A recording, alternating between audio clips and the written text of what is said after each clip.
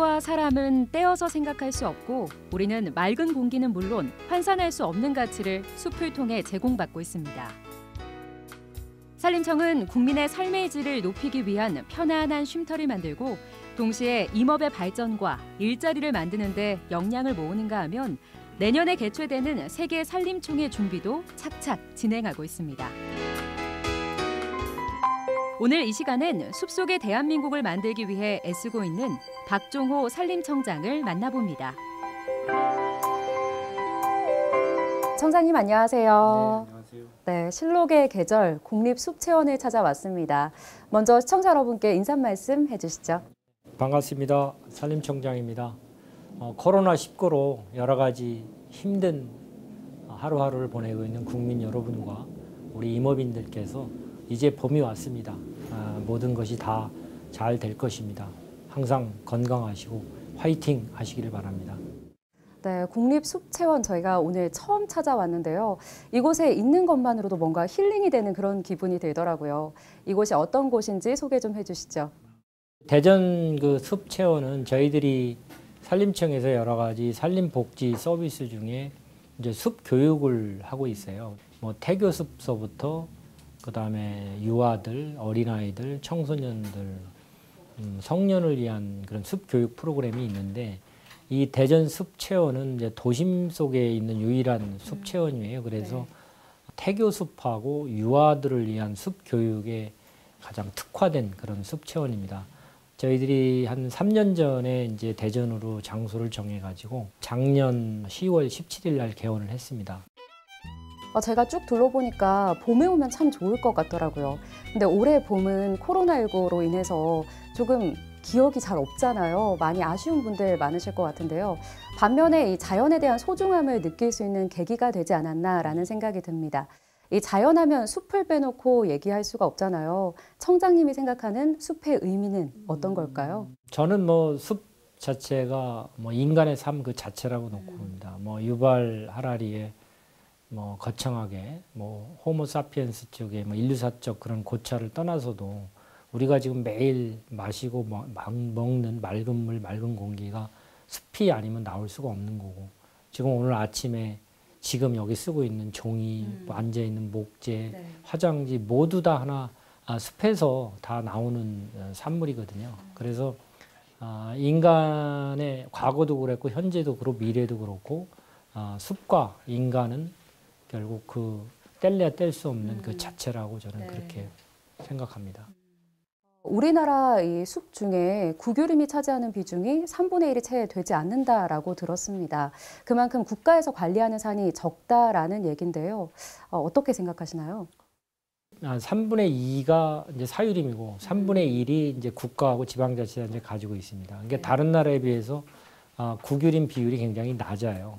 그러니까 이제 정부 주도의 산림 정책을 추진하는 데 있어서 이제 많은 어려움이 있습니다. 이제 사유림을 가지고 계신 분들은 본인의 어떤 그 사유림의 어떤 목적을 가지고 있는데 환경 공익적 기능 때문에 여러 가지가 이제 사유재산을 행사하는데 제한이 있잖아요. 그래서 이제 그런 부분에 참 어려움이 좀 있고 여러 가지 이 사유림 부분을 어떻게 이제 활성화시키느냐가 산림 정책의 큰 어떤 정책 방향이라고 생각을 하고 있습니다. 사유림을 가지고 계신 분들의 많은 협조가 필요할 것 같다라는 생각이 듭니다. 그렇다면 올해 산림청이 집중하고 있는 최우선 과제는 무엇일까요? 가장 중요한 거는 저희들 국정과제의 산림청의 목표가 국민에게 편안한 쉼터를 만들고 그 안에서 일자리를 만드는 일이거든요. 산림복지 서비스를 통해서 서비스 제공하고 그 안에서 일자리 만들고 또 한 가지는 이제 산의 경제적 가치를 높이기 위한 경제림 육성 대책입니다. 경제림이 잘 돼야만 그 안에서 임업인들 소득도 높아지는 거고 나무 심고 가꾸고 그 다음에 벌채에서 뭘 활용하고 그 안에 이제 산림을 보존하기 위한 뭐 병해충 방제라든가 산불, 산사태 뭐 이런 것들을 어떻게 잘 대처하느냐가 금년뿐만 아니라 우리 산림청의 고유 미션입니다.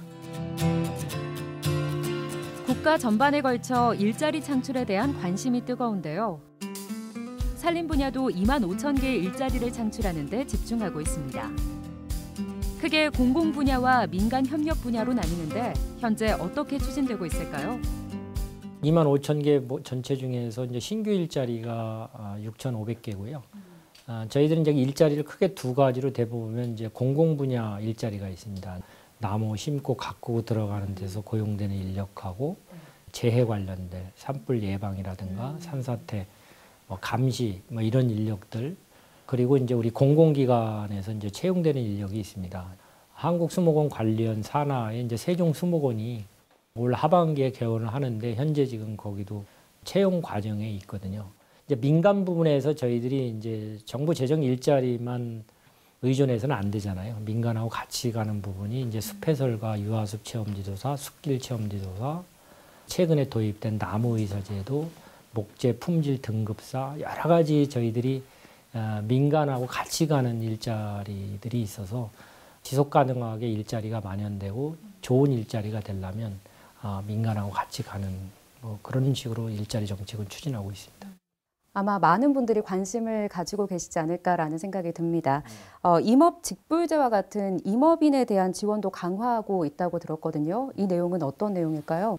산을 가지신 계신 분들이 산을 다른 용도로 개발하거나 그다음에 산 자체도 나무를 함부로 벨 수도 없고 이제 사유림에 굉장히 사유권 행사를 굉장히 제한을 받잖아요. 네. 그래서 최근에 왜 도시공원 일몰제 대법원 판례에서 도시공원으로 너무 이렇게 묶어놓는 것이 사유권 침해다 해가지고 대법원 판례가 났잖아요. 사유림 소유자들도 사유재산 침해에 대한 부분을 이제 국가가 해결을 해달라. 그렇다고 해서 정부가 그 많은 산을 살 수도 없고 그래서 저희들이 임업직불제를 통해서 뭔가 환경공익기능 하는 부분, 그 다음에 또 임업소득이 굉장히 낮은 부분에 대한 직불제를 저희들이 추진을 하고 있고, 직불제 부분으로 다 해결할 수가 없으니까 뭔가 임업세제상에 대안을 좀 마련하기 위해서 네. 각각의 TF를 지금 구성해서 운영하고 있습니다. 아무래도 이해가 상충될 수 있는 부분이다 보니까 어려운 문제가 아닐까라는 생각이 네. 듭니다. 이 산림복지 서비스도 활발히 펼치고 계시다고 들었습니다. 이 산림복지 정책의 방향을 좀 소개해 주시죠. 생애주기 산림복지 서비스라고 저희들이 그렇게 네이밍을 했고요. 그러니까 태교숲서부터 유아숲 체험은 숲유 지원, 그 다음에 이제 성인들을 위한 숲치유, 휴양, 돌아가시고 나서의 수목장님까지. 그게 이제 산림복지 서비스의 일관화 시스템인데 저희들이 그걸 잘 제공하는 것이 저희들 산림복지 서비스의 궁극적인 목표고 최근에 저희들이 방향을 조금 바꾼 것이 휴양이나 치유나 이런 부분들을 이제 산간 오지에다가 과거에는 휴양림도 만들어 놓고 어린아이들 데리고 주말에 이제 3시간, 4시간씩 그렇게 가는 것이 과연 맞는 거냐. 그래서 이제 패러다임을 좀 바꿔서 도시 근처에 1시간 이내에 이제 휴양림도 좀 만들자. 네. 그래야 노령화 세대라든가 어린아이들 데리고 갈 수 있는 거 아니냐. 그래서 이제 도시화율이 이미 98%가 됐기 때문에 산림정책도 사람 중심의 산림정책을 하려면 이제 그렇게 내려와야 된다는 거죠. 산림복지 서비스도 과거에서 조금 이렇게 이제 정책 방향을 이렇게 전환해서 추진하고 있습니다. 전국적으로 도시화가 진행되면서 도시와 숲, 사람과 숲의 관계를 좀 더 친근하게 접근하는 산림청의 정책을 기대해 봅니다. 그런가 하면 전 세계적으로 지구 온난화가 가속화되고 있는데요. 숲을 통해 온실가스를 감축하는 노력들이 필요한 시점입니다. 기후변화 협상에서 이제 두 가지입니다. 기존에 이미 대기 중에 배출되어 있는 이산화탄소를 어떻게 줄일 건가?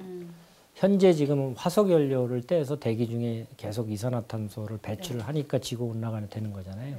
근데 유일하게 산림 부분만 대기 중에 이미 배출되어 있는 이산화탄소를 흡수하는 역할을 할 수 있는 거잖아요. 그래서 기후변화 협상의 3대 키워드 중에 하나가 이 산림 분야 협상입니다.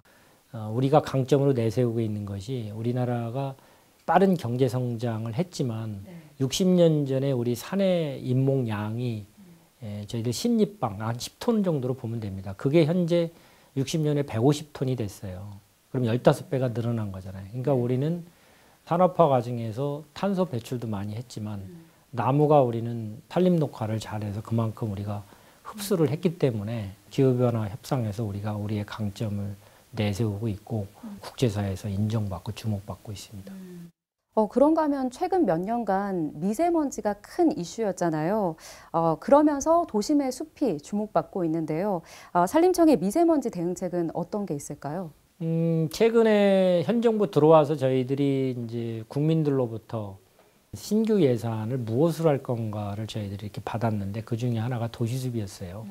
그래서 이제 최근에 워낙 미세먼지에 대한 이슈가 사람의 건강에 대해서 굉장히 영향을 안 좋게 미치기 때문에 저희 산림청에서 두 가지 프로그램을 하나는 바람길 사업이라고 해서 독일의 슈투트가르트에서 벤치마킹을 했는데 숲을 만들어서 바람길을 만들어 가지고 도심 내에 오염된 물질이나 미세먼지를 바람길 밖으로 빼내는 역할을 하는 바람길 사업이 있습니다.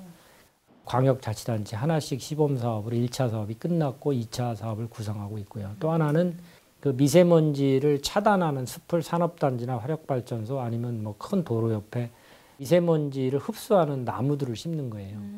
뭐 수종도 화렵수보다는 송진이 있는 침엽수로 심어서 이렇게 흡착력을 높인다든가 하는 그런 것들이 도시정책의 가장 핵심적인 컨텐츠입니다.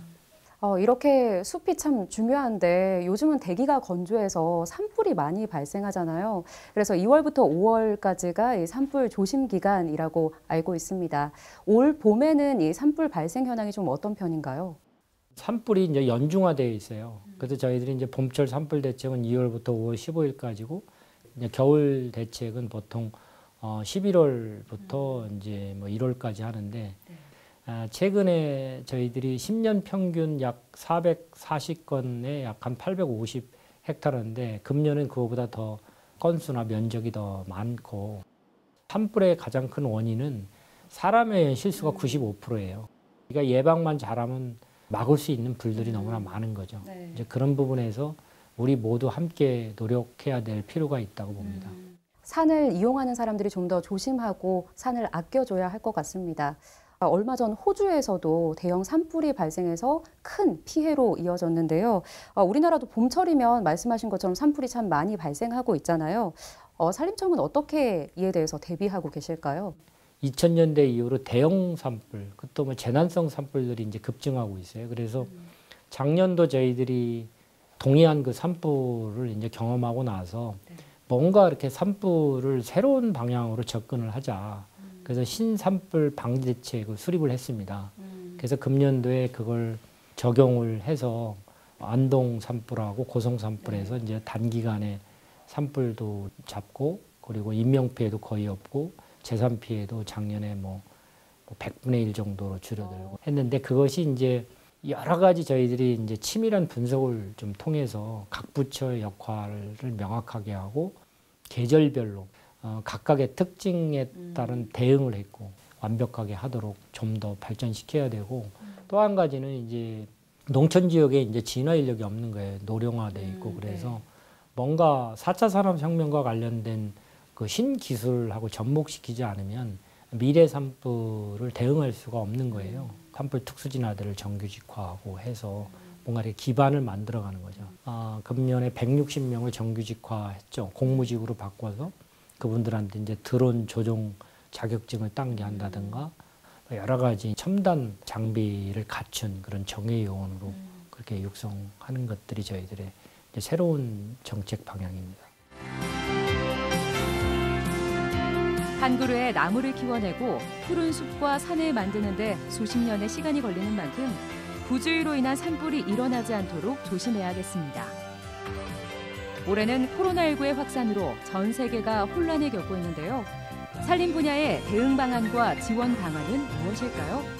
먼저 대응 방안 쪽은 저희들이 가지고 있는 뭐 휴양림이라든가 여러 사람이 이용하는 다중 이용 시설들이 있어요. 그래서 나름대로 저희들이 코로나 처음 정부 대책에 따라 대책반도 구성하고 그다음에 폐쇄 조치 하도록 하고 그래서 이제 코로나 상황이 좀 개선이 돼서 13일부터 10인 이하의 휴양림은 이제 개방을 하도록 되어 있고요. 나름대로 아직 코로나가 마무리 안 되고 있기 때문에 그에 따른 방역이라든가 이런 철저히 대응하고 있습니다. 또 한 가지는 이제 우리 임업인들이 이제 코로나 때문에 산나물이라든가 고로쇠라든가 이런 판매가 굉장히 안 되는 거예요. 오프라인도 안 되고 온라인도 안 되고 그래서 그 부분에 대한 드라이브 스루 판매 프로그램도 운영을 하고 그다음에 저희들이 이제 일부 사가지고 이제 홍보도 하고 하는 그런 부분들을 많이 대응을 했는데 아직 임업인들을 충족할 만큼 그렇게 되지는 않습니다. 여러 가지 국민들께서도 임산물을 많이 좀 활용을 하셔서 코로나의 고통을 겪고 있는 우리 임업인들을 위해서도 많은 도움을 주셨으면 고맙겠습니다.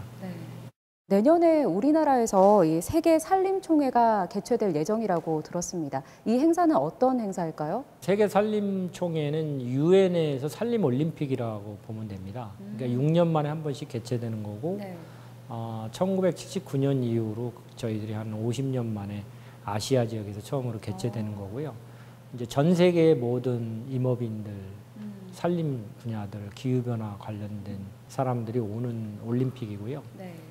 그 여러 가지 산림이 가지고 있는 특징, 우리나라가 가지고 자랑할 만한 것들, 산림 녹화라든가 뭐 산불 대응이라든가 이런 부분들을 주요 아젠다로 해서 정부의 그 신북방, 신남방 정책의 그런 하나의 프로그램으로 계기로 삼으려고 그러고요. 또 한 가지는 PFI라고 평화 산림 이니셔티브라는 게 있어요. 그러니까 접경 지역이 여러 가지 이제 분쟁 상황 때문에 갈등이 심하잖아요. 우리 남북한에 또 옛날에 동서도, 그다음에 아프리카 이런 분쟁 지역의 여러 가지 사회적 갈등, 환경 파괴, 산림 파괴 이런 것들을 복원이나 이런 프로그램을 통해서 그런 긴장을 완화해가지고 평화 분위기를 만드는 그런 프로그램이거든요. 그래서 내년도에 세계 산림총회에서 우리나라 BH하고 외교부의 아젠다예요. 우리 산림청하고 그래서 그 부분을 세계 산림총회의 어떤 핵심 아젠다로 해가지고 우리가 가지고 있는 여러 가지 강점들을 세계에 널리 알리는 그런 계기로 삼도록 그렇게 할 계획입니다. 앞으로 이 전 세계가 산림을 함께 연구하고 대응하는 것이 중요할 것 같다라는 생각이 드는데요. 청장님 어떻게 생각하시나요? 특히 이제 기후변화의 여러 가지 그런 이제 원인 중에 하나가 이제 열대 지역의 열대림을 파괴해가지고 그냥 뭐 농지를 만든다든가 다른 용도로 하는 부분도 저희가 앞으로 해결해야 될 문제고 우리나라 같은 경우도 이제 전통적인 산에 있었던 숲, 그다음에 이제 도시 지역에 있는 숲, 그다음에 또 여러 가지 어린이나 뭐 교육을 위한 숲, 또 치유를 위한 숲, 여러 가지 숲도 목적과 그 여러 가지 활용에 따라서 다양하게 이렇게 컨텐츠를 만들 필요가 있다고 보거든요. 이제 그런 부분에서 저희 이제 산림청이 역할을 하도록 하는 것이 저희들의 또 중요한 역할 중에 하나라고 봅니다. 대전 정부청사에 자리한 산림청, 우리나라 산림 정책을 마련하고 집행하는 곳입니다. 박종호 청장은 산림청에서 공직 생활을 시작한 자타공인 산림 전문가입니다. 수십 년 동안 숲과 함께 살아오면서 그만의 철학과 신념도 가지고 있습니다. 박 청장의 숲과의 인연은 언제부터일까요? 대학에서 뭐 임학을 전공했으니까 뭐 딱 40년 됐습니다. 대학에서 산림 전공하고 90년도부터 산림 공무원으로서 또 살았기 때문에 딱 40년의 역사입니다. 정말 오랜 기간 숲과 함께 해오셨는데요. 숲과 함께 하시면서 가장 기억에 남는 순간은 언제였을까요? 두 가지인데 IMF 후에 우리가 숲 가꾸기 공공근로 사업을 했어요. 이제 실업자, IMF에 워낙 실업자가 많이 나오니까 저소득층, 그래서 저기 건설이용 근로자라든가 노숙자들을 숲을 가꾸는데 이제 그분들을 고용을 했죠. 왜냐하면 이제 시기적으로 딱 맞았던 것이 70년대 치산녹화 우리 계획을 성공시켜서 나무를 심었는데 70년대 심은 나무들이 이제 90년대 후반이잖아요. IMF 후가. 그러니까 20년에서 30년 되니까 숲을 가꿀 때가 된 거예요. 근데 그동안에 이제 예산이 없고 뭐 인력도 부족했었는데 IMF 때 이제 그분들의 그런 부분들을 이제 투입을 해서 그분들한테 이제 삶의 희망도 주고 숲을 가꿀 수 있는 계기가 된 부분이 가장 제가 기억에 남고 또 한 가지는 이제 노무현 대통령이실 때 제가 이제 남북 산림협력의 햇볕 정책의 담당 과장이었어요. 그러고 이제 현 정부 들어와서 남북 정상회담의 산림분과 수석 대표였죠. 제가 남측에. 그래서 북측하고 만나서 북한 가서 협상해가지고 저희들이 소나무 재성충병 방제 50톤을 그 협상 결과에 따라서 저희들이 그 실질적인 협력을 이루어진 게 저희 우리 산림 분야였거든요. 그래서 그때 수석 대표 역할을 한 두 가지 한 부분이 굉장히 기억에 남고 산림 분야가 비정치적이고 환경적이니까 뭔가 이 산림 분야가 남북의 협력에 물꼬를 트는데 이제 선구자적 역할을 하고 싶습니다. 지금까지도 보람된 일이 참 많으셨는데 앞으로도 기대가 됩니다.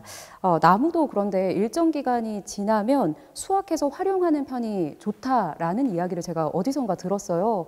그런데 저한테는 조금 생소한 내용이거든요. 이 부분에 대해서 설명 좀 해주시죠. 예.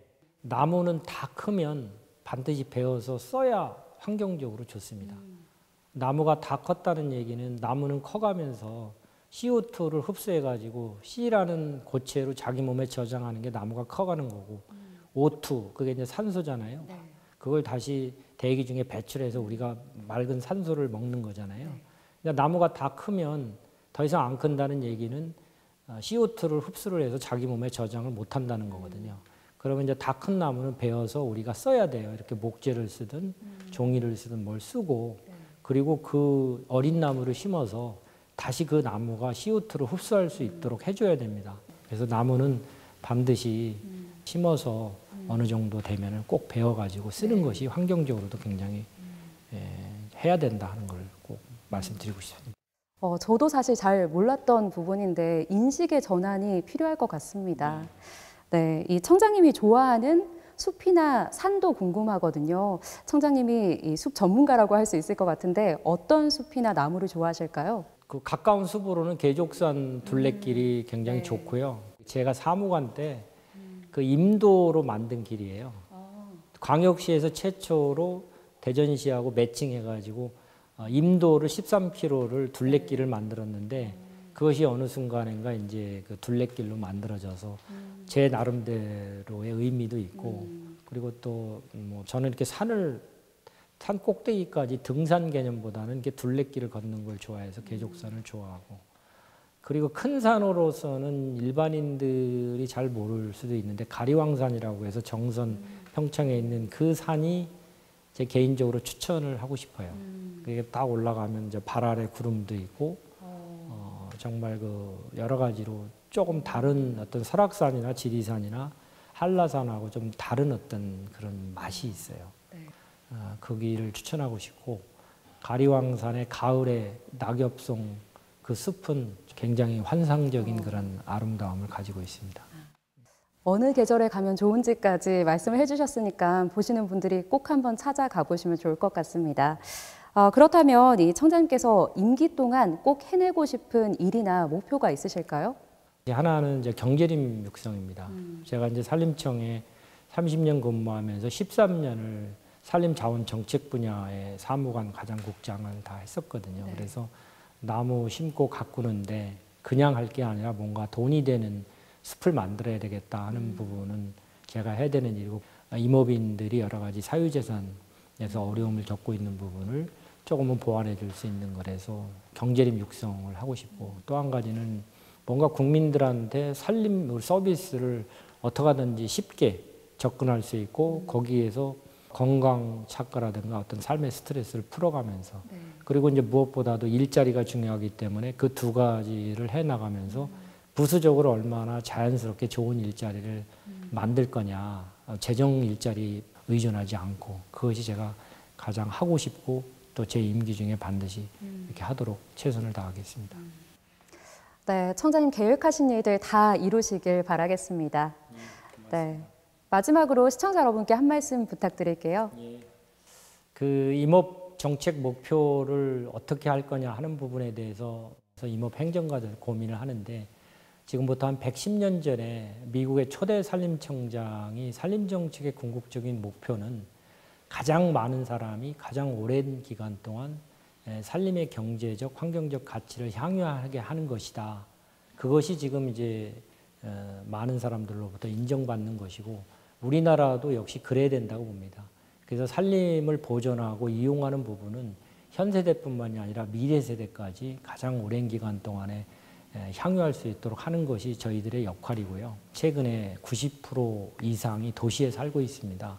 그래서 이제 산림 정책의 상당 부분을 도시 지역으로 내려와서 사람 중심, 그 속에서 일자리를 만들고 하는 부분이 있고, 그래서 그런 걸 통해서 숲속의 대한민국을 만드는데 제가 최선을 다하도록 하겠습니다. 또 우리 국민 여러분께서는 숲을 잘 보존하는 것은 국민 하나하나가 모두 다 숲을 사랑하고 잘 지켜줄 때 가능하신 것입니다.